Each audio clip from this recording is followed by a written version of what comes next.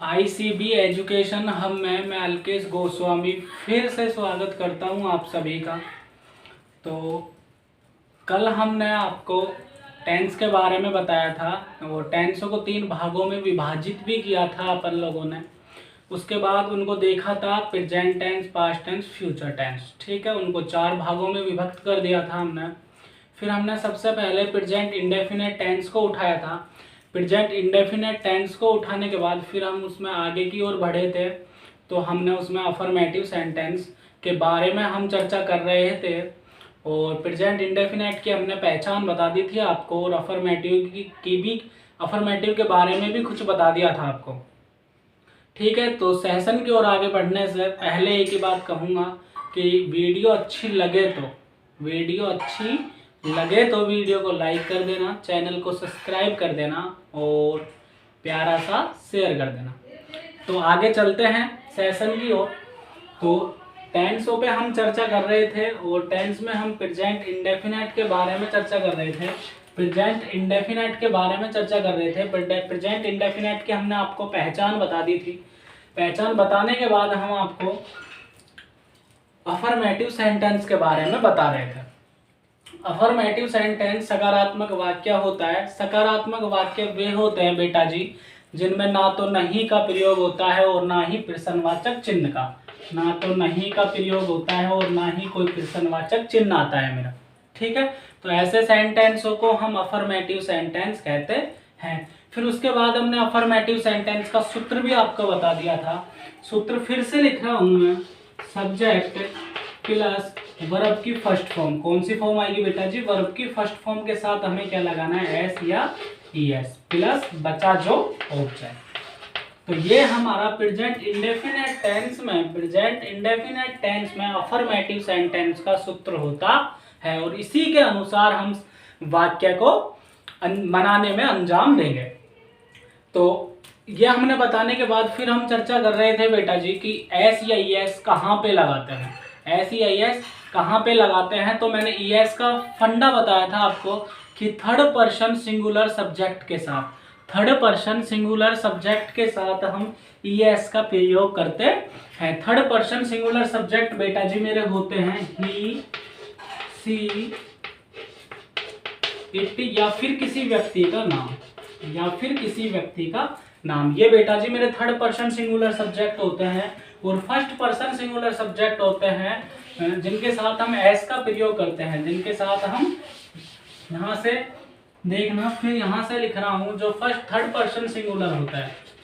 Third person singular subject होते हैं बेटा जी वो होता है ही, सी, इट और नेम। इनके साथ हम ईएस का प्रयोग करेंगे और जो मेरा फर्स्ट पर्सन सिंगुलर सब्जेक्ट होता है वो होता है बेटा जी आई, वी, यू और दे। इनके साथ हम एस का प्रयोग करते हैं। तो ये शर्त आपको पता लगी होगी। अब मैं कुछ एस और ईएस के रूल्स बताऊंगा, एस या ईएस के रूल्स बताऊंगा। उम्मीद करता हूं अच्छे से समझ आएगी। अरे समझ में आए ना तभी लाइक करना, नहीं मत करना, पहले बोल रहा हूं। उसके बाद हम आगे की ओर बढ़ते हुए एस या ईएस के रूल्स देखेंगे। जिनमें पहला उठाऊंगा मैं ईएस के रूल्स। ठीक है, ईएस के रूल्स कि एस के रूल्स क्या है। पहला रूल्स बता रहा हूं मैं आपको, कि जिन मुख्य क्रियाओं के अंत में बेटा जी हमें ओ मिल जाए। क्या मिल जाए? ओ। जिन मुख्य क्रियाओं के अंत में बेटा जी हमें ओ मिल जाए तो हमें कुछ भी नहीं करना, हमें ईएस लगा देना है। जिन मुख्य क्रियाओं के अंत में हमें ओ मिल जाए तो वहां हमें आंख बंद करके ईएस का प्रयोग कर देना है। जैसे मैं एक एग्जांपल लूं आपके सामने, गो। ठीक है, जैसे मैं आपके सामने दो एग्जांपल ले रहा हूं, एक गो ले रहा हूं, एक डू ले रहा हूं। ठीक है, तो गो में ये मुख्य क्रिया है। गो मीन्स क्या होता है? जाना होता है। गो मीन्स क्या होता है बेटा जी? जाना। गो मीन्स होता है जाना। तो मुख्य क्रिया है और हमारा पहला रूल्स जो हमें क्या बताता है कि मुख्य क्रियाओं के अंत में क्या आ जाए, ओ। मुख्य क्रियाओं के अंत में क्या आ जाए, ओ। तो हमें सीधे ईएस लगा देना है, तो हमें सीधे ईएस लगा देना है। तो गो में मुझे ओ मिल गया, तो मैं यहाँ क्या लगा दूंगा, ईएस। क्या लगा दूंगा, ईएस। तो ये बन गया गोस। ऐसा ही मुझे डू है, डू मीन्स होता है करना, और ये एक मुख्य क्रिया है करना। तो मुझे मुख्य क्रिया के अंत में फिर ओ मिल गया, तो मैं यहाँ पे क्या लगा दूंगा, ईएस। क्या लगा दूंगा बेटा जी, ईएस। ठीक है, स्क्रीनशॉट निकाल लो। रूल्स पहला हमारा कंप्लीट है, रूल्स पहला हमारा कंप्लीट है। किसी को स्क्रीनशॉट निकालना हो निकाल लो, कोई नोट्स बना रहा हो बना लो आराम से। अब हम रूल्स 2 पर चर्चा करेंगे। रूल्स 2 पर हम चर्चा करेंगे। तो रूल्स 2 होता है बेटा, रूल्स 2 होता है हमारा रूल नंबर 2, रूल्स की मुख्य क्रियाओं के अंत में। रूल नंबर 2 है हमारा मुख्य क्रियाओं के अंत में, या जिन मुख्य क्रियाओं के अंत में डबल एस, क्या हो, डबल एस या फिर एस एच। दो शर्त हैं, जिन मुख्य क्रियाओं के अंत में हमें डबल एस या एस एच मिल जाए, जिन मुख्य क्रियाओं के अंत में हमें डबल एस या एस एस मिल जाए, तो वहां हमें ई एस का प्रयोग करना है, वहां हमें ई एस का प्रयोग करना है। रूल पहला मेरा कहता है, फिर बोल रहा हूं कि जिन मुख्य क्रियाओं के अंत में ओ आ जाए, जिन मुख्य क्रियाओं के अंत में ओ आ जाए, तो वहां हमें ई एस का प्रयोग करना है। और रूल नंबर 2 होता है बेटा जी कि जिन मुख्य क्रियाओं के अंत में हमें डबल एस, जिन मुख्य क्रियाओं के अंत में हमें डबल एस मिल जाए या एस एच मिल जाए, तो वहां हमें ई एस का प्रयोग करना होता है। पहला उदाहरण मैं बोल रहा हूं मिस, पहला उदाहरण मैं बोल रहा हूं मिस। तो मेरा रूल क्या कहता है कि जिन मुख्य क्रियाओं के अंत में क्या मिल जाए, डबल एस। जिन मुख्य क्रियाओं के अंत में हमें क्या मिल जाए, डबल एस या फिर हमें मिल जाए एस एच, तो हम सीधे वहां क्या लगा देंगे, ई एस। हम सीधे वहां क्या लगा देंगे, ई एस। तो मैं इसमें ई एस लगाऊंगा, तो ये क्या बन गया, मिसेस। क्या बन गया, मिसेस। ठीक है, तो एक और ले लेते हैं पास, पास। फिर यही मेरे को डबल एस मिल गया, तो मैं क्या क्या लगा दूंगा, ई एस। ठीक है बेटा जी, ये मेरा रूल नंबर 2 हुआ, ये मेरा रूल नंबर 2 हुआ कि जिन मुख्य क्रियाओं, पहला रूल था मेरा जिन मुख्य क्रियाओं के अंत में ओ आ जाए, दूसरा रूल था मेरा जिन मुख्य क्रियाओं के अंत में, जिन मुख्य क्रियाओं के अंत में डबल एस या एस एच हो, डबल एस या एस एच हो, तो हम वहां किसका प्रयोग करते हैं, किसका प्रयोग करते हैं, ई एस का।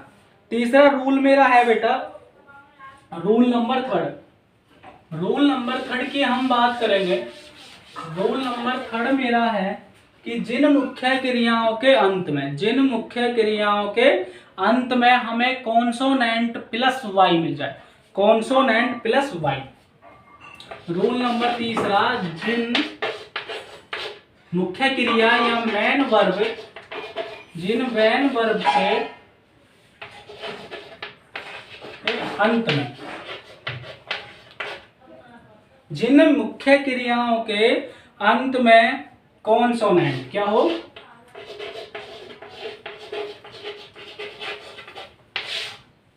जिन मुख्य क्रियाओं के अंत में हमें कॉन्सोनेंट प्लस वाई हो, कॉन्सोनेंट प्लस वाई हो। और कॉन्सोनेंट को हिंदी में हम क्या कहते हैं, व्यंजन। क्या कहते हैं, व्यंजन। तो हम अब सुनना रूल, जिन मेन वर्ब्स या मुख्य क्रियाओं के अंत में कॉन्सोनेंट प्लस वाई हो, तो वाई के स्थान पर, वाई के स्थान पर तो हमें करना है आई, वाई के स्थान पर तो हमें करना है आई और ई एस लगा देना है। वाई के स्थान पर हमें आई करना है और ई एस लगा देना है। ये हमारा रूल होगा। जैसे मैं उदाहरण ले रहा हूं, जैसे मैं उदाहरण लूं फिलाई, फिलाई। ठीक है, फिलाई। तो फिलाई में हमें हमारा नियम को देखो कि हमारा नियम सूट हो रहा है नहीं हो रहा। जिन मेन वर्ब्स के अंत में कॉन्सोनेंट प्लस वाई हो, वाई मिल गया मुझे, फिलाई में वाई मिल गया मुझे, वाई कॉन्सोनेंट। अब पहले वाई से पहले क्या होगा, कॉन्सोनेंट, व्यंजन होगा। तो एल है वो व्यंजन है, क्योंकि इंग्लिश वर्णमाला के अनुसार, इंग्लिश वर्णमाला के अनुसार कितने अक्षर होते हैं? 26। कितने अक्षर होते हैं? 26। 26 में से 5 तो होते हैं बेटा जी स्वर, 5 तो होते हैं स्वर वोवल्स, बाद बाकी जो बचते हैं वो होते हैं फिर कॉन्सोनेंट।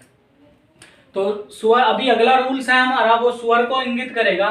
तो व्यंजन का हमें पता लगाया, तो वाई के स्थान पर अब देखना वाई के एफ एल, ठीक है, एफ एल। अब वाई के स्थान पर हमें क्या करना है? आई। वाई के स्थान पर हमें क्या करना है? आई और ई एस लगा देना है, और ई एस लगा देना है। दूसरा होता है किराई। इसमें देखो अब वही नियम हमारा, वाई मिल गया और वाई से ठीक पहले, वाई से ठीक पहले बेटा जी मुझे मिल गया आर। तो आर जो होता है मेरा इंग्लिश वर्णमाला के अनुसार कॉन्सोनेंट होता है। तो मैं वाई के स्थान पर आई लगा दूंगा, वाई के स्थान पर आई लगा दूंगा और ई एस लगा दूंगा। ये होता है मेरा रूल नंबर 3। स्क्रीनशॉट निकाल लो। उम्मीद करता हूं समझ आ रही होगी। वीडियो को लाइक कर देना, शेयर कर देना, चैनल को सब्सक्राइब कर देना, बार बार मेरे से बुलाओ मत। रूल नंबर 3 हमारा कंप्लीट हुआ, ले लिया स्क्रीनशॉट। आगे चलते हैं। रूल नंबर मेरा 4, रूल नंबर मेरा 4, रूल नंबर मेरा 4, ये स्पेशल केस होता है। क्या होता है? स्पेशल केस होता है, और यहाँ ई एस नहीं लगता, यहाँ ई एस नहीं लगता। यहाँ हम क्या करते हैं? एस का प्रयोग। यहाँ हम क्या करते हैं? एस का प्रयोग। तो नियम है बेटा जी मेरा, जिन मुख्य क्रियाओं के, जिन मुख्य क्रियाओं के, मुख्य क्रियाओं के, जिन मुख्य क्रियाओं या एन बी के अंत में, के जिन मुख्य क्रियाओं के अंत में वोवल्स प्लस क्या हो? वाई, वोवल्स प्लस वाई हो, वोवल्स प्लस वाई हो, वोवल्स प्लस वाई हो, वोवल्स प्लस वाई हो, तो हम किसका प्रयोग करेंगे? एस का। अब नियम हमारा क्या कहता है कि जिन मुख्य क्रियाओं के अंत में, जिन मुख्य क्रियाओं के अंत में वोवल्स प्लस वाई हो, वोवल्स प्लस वाई हो, वहां हम किसका प्रयोग करेंगे बेटा जी? एस का। किसका करेंगे? एस का। जैसे मैं एक एग्जांपल लेता हूं, प्ले। प्ले मीन्स क्या होता है? खेलना। प्ले मीन्स क्या होता है? खेलना। अब मैं इसमें मेरा नियम शूट करूंगा, तो मेरा नियम कहता है कि जिन मुख्य क्रियाओं के अंत में वोवल्स प्लस वाई हो, वाई मुझे मिल गया, वाई मुझे मिल गया। और अंग्रेजी वर्णमाला के अनुसार स्वर 5 ही होते हैं, ए ई आई ओ you, A E I O you. तो मुझे वाई से ठीक पहले क्या मिल गया बेटा जी? वोवल्स, स्वर मिल गया ए। तो मैं यहाँ क्या लगा दूंगा? एस। क्या लगा दूंगा? एस। तो ये बनेगा P L A Y S, P L A Y S. तो ये मेरा हो गया, ठीक है। ये मेरे रूल्स हो गए एस या ई एस का। पहली शर्त जो मैंने बताई थी आपको कि ई एस हम वहां पे भी लगाएंगे जहां हमें थर्ड सब्जेक्ट जो मेरा होता है वो थर्ड पर्सन सिंगुलर सब्जेक्ट होता है। थर्ड पर्सन सिंगुलर सब्जेक्ट जब बेटा जी मेरा होगा तो वहां हम ई एस का प्रयोग करेंगे, और जहां फर्स्ट पर्सन सिंगुलर सब्जेक्ट होगा वहां बेटा जी हम एस का प्रयोग करेंगे। यार पसीना बहुत आता है। आगे की ओर चलते हैं। स्क्रीनशॉट निकाल लो रूल नंबर 4 का, रूल नंबर 4 का स्क्रीनशॉट निकाल लो। और वीडियो को कोरोना की तरह चारों तरफ फैला देना, पहले ही बोल रहा हूं। निकाल लिया स्क्रीनशॉट? ठीक है। अब देखो हम अफर्मेटिव को बना, अब रूल्स होगा हमें पता लग गया, रूल्स होगा हमें पता लग गया। अब हम अफर्मेटिव को बनाने की कोशिश करेंगे, अब हम अफर्मेटिव को बनाने की कोशिश करेंगे, ठीक है। तो मैं सूत्र यहां लिख देता हूं एक बार फिर, सब्जेक्ट प्लस वर्ब की फर्स्ट फॉर्म के साथ एस या ई एस प्लस ऑब्जेक्ट, ठीक है। ये अफर्मेटिव का सूत्र है। अब हम बनाते हैं, मैं बना रहा हूं अमन घर आता है, अमन घर आता है। अब सबसे पहले हमें क्या करना है? सबसे पहले हमें टेंस पहचानना है कि टेंस कौन सा है। तो मैंने तो अभी आपको प्रेजेंट ही कराया है, तो प्रेजेंट की पहचान में जाओ कि प्रेजेंट की पहचान क्या होती है। तो प्रेजेंट की पहचान बेटा जी मैंने आपको बताई थी कि मुख्य क्रिया के अंत में हमें क्या मिलेगा, ता है, ती है, ते है, तू है, ये शब्द मिलेंगे, तो वो टेंस कौन सा होता है, प्रेजेंट इंडेफिनेट टेंस है। ठीक है, हमें टेंस कंफर्म हो गया। फिर उसके बाद देखो कि ये कहीं नेगेटिव या इंट्रोगेटिव तो नहीं है।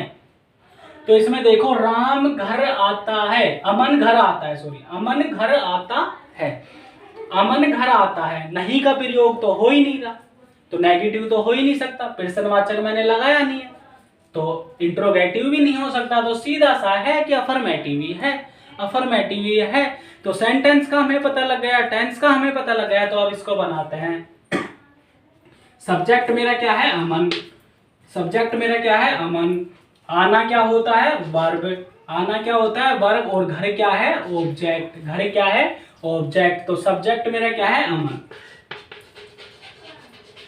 अमन लिख दिया। फिर हमें वर्ब, सूत्र में देखो, फिर हमें वर्ब सेलेक्ट करनी है, फिर हमें वर्ब सेलेक्ट करनी है। तो वर्ब क्या होती है, आने की क्या होती है, कम, आने की क्या होती है, कम, आने की क्या होती है, कम। ठीक है, तो अब देखना सब्जेक्ट मेरा क्या है, अमन, सब्जेक्ट मेरा क्या है, अमन। तो अमन मेरे को ये बताओ कि मैं एस लगाऊं या ई एस लगाऊं कम्स में, क्योंकि अमन होता है, अमन जो है वो बेटा किसी का नाम है, किसी का नाम है, तो हम थर्ड पर्सन सिंगुलर सब्जेक्ट के साथ तो ई एस ही लगाते हैं। तो मैं यहाँ ई एस तो अब डबल ई तो कर ही नहीं सकता कम्स में, तो मैं यहाँ एस लगा दूंगा, क्या लगा दूंगा, एस। तो ये क्या हो गया, कम्स कहाँ आता है, घर, होम, अमन कम्स होम, अमन कम्स होम। दूसरा देख लेते हैं, राम बाजार जाता है, राम बाजार जाता है, तो सब्जेक्ट मेरा क्या है, राम, सब्जेक्ट मेरा क्या है, राम। अब मैं वर्ब चुनूंगा, जाने की क्या होती है, गो, तो मुझे पता लगा है कि राम है वो भी किसी व्यक्ति का नाम है, तो थर्ड पर्सन सिंगुलर में आ रहा है, तो क्या लगा दूंगा, ई एस, क्या लगा दूंगा, ई एस। कहाँ जा रहा है, कहाँ जा रहा है, मार्केट, बाजार, तो Ram goes to market, Ram goes to market, Ram बाजार जाता है। टू है वो सेंटेंस को पूरा करने के लिए कंजक्शन के रूप में हम प्रयोग कर लेते हैं, इन टू, ये जो भी है यहाँ पे इनका प्रयोग। ठीक है बेटा जी, तो स्क्रीनशॉट ले लो, फटाफट लो स्क्रीनशॉट, फटाफट निकाल लो, मिटा दूं। तो ये हमारा अफर्मेटिव सेंटेंस कंप्लीट हो गया है, ये हमारा अफर्मेटिव सेंटेंस कंप्लीट हो गया है। ठीक है,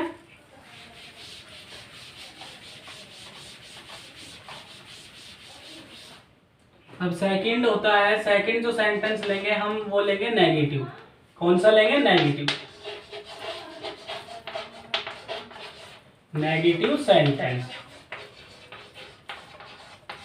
नेगेटिव सेंटेंस इसका मतलब होता है नकारात्मक वाक्य, इसका मतलब क्या होता है, नकारात्मक वाक्य।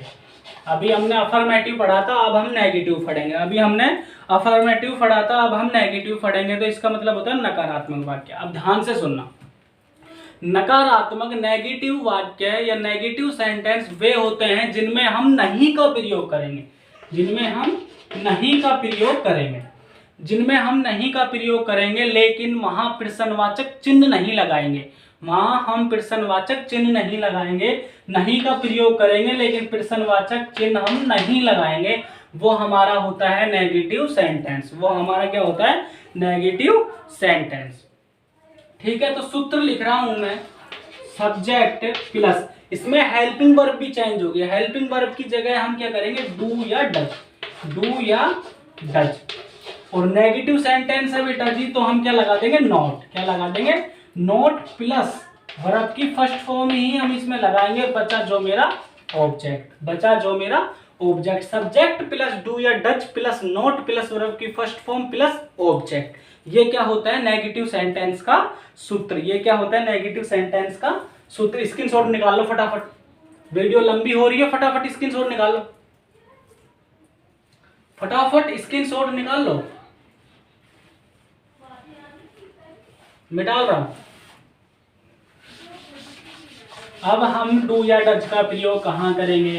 अब हम डू या डज का प्रयोग कहाँ करेंगे? तो बेटा जी डू या डज का हम प्रयोग करेंगे, डू का प्रयोग करेंगे फर्स्ट पर्सन सिंगुलर के साथ। जहां हम एस का प्रयोग करते थे वहां हम डू का प्रयोग करेंगे। तो आई, वी, यू और दे। यहाँ तो हम करेंगे डू का प्रयोग और डज का करेंगे ही, सी, इट या किसी व्यक्ति के नाम। यहाँ हम करेंगे डज का प्रयोग, वहां हम डज का प्रयोग करेंगे। ही, सी, इट नेम के थर्ड पर्सन के साथ हम डज का प्रयोग करेंगे और फर्स्ट पर्सन के साथ हम डू का प्रयोग करेंगे। ठीक है, दैट्स ऑल, समझ आ गई होगी। और हम फिर फर्स्ट उदाहरण को लेते हैं कि अब अच्छे से समझ आ जाएगी। सूत्र मैं यहाँ लिख देता हूँ, सब्जेक्ट, चलो इधर की तरफ लिख देता हूँ मैं थोड़ा, सब्जेक्ट प्लस डू या does plus not plus verb की फर्स्ट फॉर्म प्लस ऑब्जेक्ट, इसके अनुसार हम बनाएंगे। तो मैं लिख रहा हूं राम स्कूल नहीं जाता है, राम स्कूल नहीं जाता है। अब सबसे पहले हम इसको पहचानेंगे, किस टेंस का वाक्य है। तो वही पहचान मिल गई हमें, ता है, वही हमें पहचान मिल गई, ता है। तो पता लग गया कि प्रेजेंट इंडेफिनेट का ही है ये तो, अरे ये तो प्रेजेंट इंडेफिनेट का ही है। उसके बाद अब हम इसको सेंटेंस में पहचानेंगे कि सेंटेंस कौन सा है ये। तो सबसे पहली बात बेटा जी इसमें क्या आ गया? नहीं। क्या आ गया? नहीं। तो ये फिर कौन सा हुआ? नेगेटिव सेंटेंस, नकारात्मक वाक्य। कौन सा हुआ? नकारात्मक वाक्य। तो अब सीधा दिमाग लगा लो कि सर ने बताया था कि जहां नहीं आ जाए वो नेगेटिव सेंटेंस होगा, और नेगेटिव सेंटेंस के लिए हम नॉट का प्रयोग करते हैं। नेगेटिव सेंटेंस के लिए किसका प्रयोग करते हैं? नॉट का। तो अब हम बनाते हैं सेंटेंस को। देखो अब बनता है हमारा सेंटेंस, चुटकियों में बन जाएगा, घबरा क्यों रहे हो? देखो, हंसते रहो, खुश रहो, देखते रहो। देखने में ऐसा मत हो ना, समझने के चक्कर में लाइक कुछ ही नहीं करो, कर देना फटाफट, बार बार मत बुलाओ मेरे को। ठीक है, तो सब्जेक्ट क्या होता है? राम। सब्जेक्ट क्या है मेरा? राम। ठीक है, अब हमें डू या डज में से पहचानना है। तो वो ही क्या लिख रहा है कि कहीं किसी व्यक्ति का नाम आ जाए तो किसका प्रयोग करोगे? डज का। तो मैंने लिख दिया डज, मैंने लिख दिया बेटा जी डज। ठीक है, अब हमें पता है कि ये नेगेटिव सेंटेंस है, हमें पता है कि ये नेगेटिव सेंटेंस है, तो हम किसका प्रयोग करेंगे? नॉट का। किसका प्रयोग करेंगे? नॉट का कर दिया। अब वर्ब की फर्स्ट फॉर्म हमें लगानी है, तो वर्ब की फर्स्ट फॉर्म जाने की क्या होती है? गो। जाने की क्या होती है? गो। कंजक्शन का प्रयोग हम टू करेंगे। अब देखो कहां जा रहा है ऑब्जेक्ट, कहां है, कहां नहीं जा रहा, कहां नहीं जा रहा, तो स्कूल नहीं जा रहा, तो गो टू स्कूल। लो, बन गया सेंटेंस चुटकियों में। ठीक है, समझ आ रही होगी। चलो लोड मत लो, आराम से। राम स्कूल नहीं जाता, Ram does not go to school. की जो मेरा राम है वो स्कूल ही नहीं जाता, यानी कि पढ़ने में लापरवाह है वो, इसलिए स्कूल नहीं जाता। तो नेगेटिव सेंटेंस समझ आ गया होगा। ठीक है, तो आज के लिए इतना ही। कल हम इंट्रोगेटिव सेंटेंस को कंप्लीट कर देंगे, और कंप्लीट होने के बाद फिर हम किसको उठाएंगे? प्रेजेंट कंटिन्यूअस टेंस को। ठीक है, तो वीडियो को द एंड करने से पहले फिर बोल रहा हूँ, वीडियो को लाइक कर देना। अच्छी लगे तो करना, बुरी लगे तो मत करना, डिसलाइक कर देना। वीडियो अच्छी लगे तो लाइक कर देना, शेयर कर देना और चैनल को सब्सक्राइब कर देना। ठीक है, बाय, मिलते हैं कल। ओके।